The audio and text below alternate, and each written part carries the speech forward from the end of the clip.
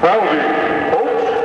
This is Big Tex. That's the voice that greeted visitors to the State Fair of Texas off and on for close to 3 generations.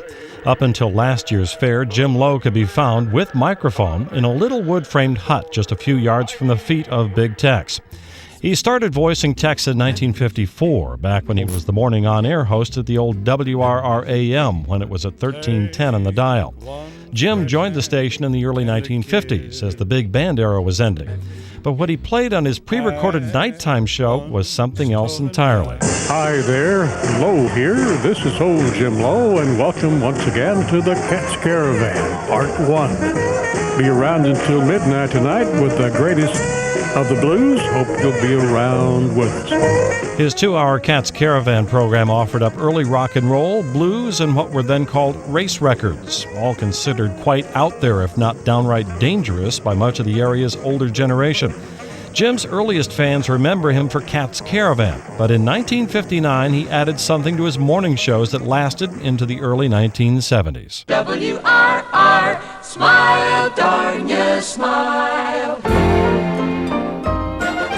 It came on the radio every hour at the 45-minute mark, and ratings of the period show that WRR's listening audience would spike upward every fourth quarter hour as other disc jockeys' listeners would switch over to WRR to hear a 5-minute selection from Jim's Library of Laughs. Is this your ornery, side-winding, low-down polecat a bothering you?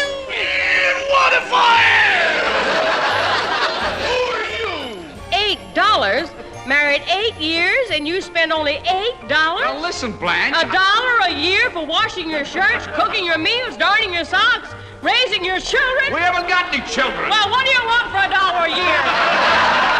Well, now, let's see. We have on the bags, we have who's on first, what's on second, I don't know who's on third. That's what I want to find out. What silly name. I say who's on first, what's on second. Lowe's heavy air support was key to the careers of such comics as Justin Wilson and... Howdy, this is Brother Dave Gardner from the WRR Library of Laughs. This is the Viscounts, and this is the version I'm in love with, the one we feature so often. Listen to them play Harlem Nocturne. Jim's daughter, Peggy Crane, says while her dad was a man known and loved by all North Texans, he was a private person. You know, a great dad, but, you know, pretty much private guy. And, I mean, I remember him doing the radio shows. He had the gift of gab.